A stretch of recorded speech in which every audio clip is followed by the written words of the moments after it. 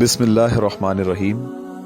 قرآن مجید کے 15ویں پارے کے 2 حصے ہیں، سورہ بنی اسرائیل مکمل اور سورہ کہف کا زیادہ تر حصہ۔ سورہ بنی اسرائیل میں 4 باتیں بیان کی گئی ہیں: واقعہ معراج، بنی اسرائیل کا فتنہ و فساد، اسلامی آداب و اخلاق اور دیگر مضامین۔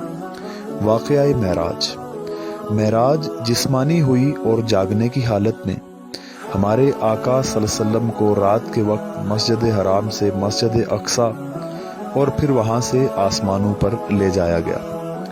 بنی اسرائیل کا فتنہ و فساد۔ بنی اسرائیل کو پہلے سے بتا دیا گیا تھا کہ تم لوگ 2 مرتبہ زمین میں فساد مچاؤ گے۔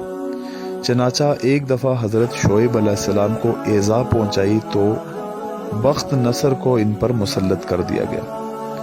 دوسری بات، حضرت زکریا اور یحییٰ علیہ السلام کو شہید کر دیا گیا تو بابل کا بادشاہ ان پر مسلط ہو گیا۔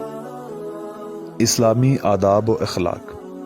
اللہ کے سوا کسی کی عبادت نہ کرو، والدین کے ساتھ بھلائی کرتے رہو، رشتہ داروں، مسکینوں اور مسافروں کو ان کا حق دو، مال کو فضول خرچی میں نہ اڑاؤ، نہ بخل کرو، نہ ہاتھ اتنا کشادہ رکھو کہ کل کو پچھتانا پڑے، اپنی اولاد کو مفلسی کے ڈر سے قتل نہ کرو، کسی جاندار کو ناحق قتل نہ کرو، یتیم کے مال میں ناجائز تصور نہ کرو، وعدہ کرو تو اسے پورا کرو، ناپ تول پورا کیا کرو، جس چیز کے بارے میں تحقیق نہ ہو اس کے پیچھے نہ پڑو، زمین پر اکڑ کر نہ چلو، اللہ کے ساتھ کسی کو شریک نہ کرو۔ دیگر مضامین۔ قرآن کریم کی عظمت، اس کے نزول کے مقاصد، اس کا معجزہ ہونا، اللہ کی طرف سے انسان کو تکریم دیا جانا، اسے روح اور زندگی جیسی نعمت کا عطا ہونا، نبی علیہ السلام کو نماز تہجد کا حکم، حضرت موسیٰ علیہ السلام اور فرعون کا قصہ، قرآن کریم کا تھوڑا نازل ہونے کی حکمت، اللہ تعالیٰ کا شریک اور اولاد سے پاک ہونا اور اسماء حسنہ کے ساتھ متصف ہونا۔ سورہ کہف کے ابتدائی حصے میں 2 باتیں بیان کی گئی ہیں، پہلی 2 قصے اور دوسری 2 مثالیں۔ 2 قصے۔ پہلا قصہ اصحاب کہف کا۔ یہ وہ چند صاحب ایمان نوجوان تھے جنہیں دقیانوس نامی بادشاہ بت پرستی پر مجبور کرتا تھا۔ وہ ہر ایسے شخص کو قتل کر دیتا تھا جو اس کی شرکیہ دعوت کو قبول نہیں کرتا تھا۔ ان نوجوانوں کو ایک طرف مال و دولت کے انبار، اونچے عہدوں پر تقرر اور معیار زندگی کی بلندی جیسی ترغیبات دی گئیں، اور دوسری طرف ڈرایا دھمکایا گیا اور جان سے مار دینے کی دھمکیاں دی گئی۔ ان نوجوانوں نے ایمان کی حفاظت کو ہر چیز پر مقدم جانا اور اسے بچانے کی خاطر نکل کھڑے ہوئے۔ چلتے چلتے شہر سے بہت دور ایک پہاڑ کی غار تک پہنچ گئے۔ راستے میں ایک کتا بھی ان کے ساتھ شامل ہو گیا۔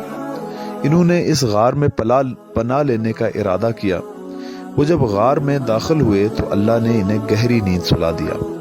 یہاں وہ 309 سال تک سوتے رہے۔ جب نیند سے بیدار ہوئے تو کھانے کی فکر ہوئی۔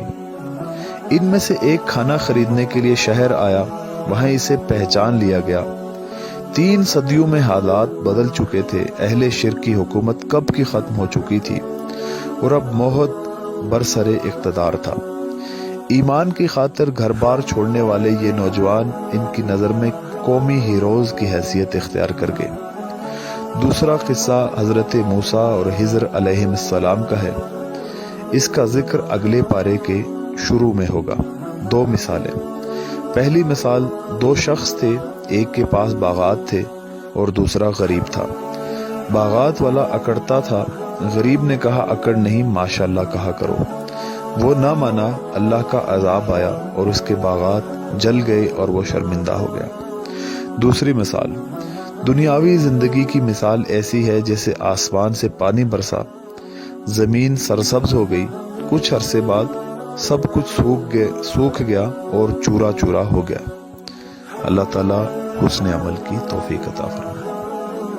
آمین یا رب العالمین.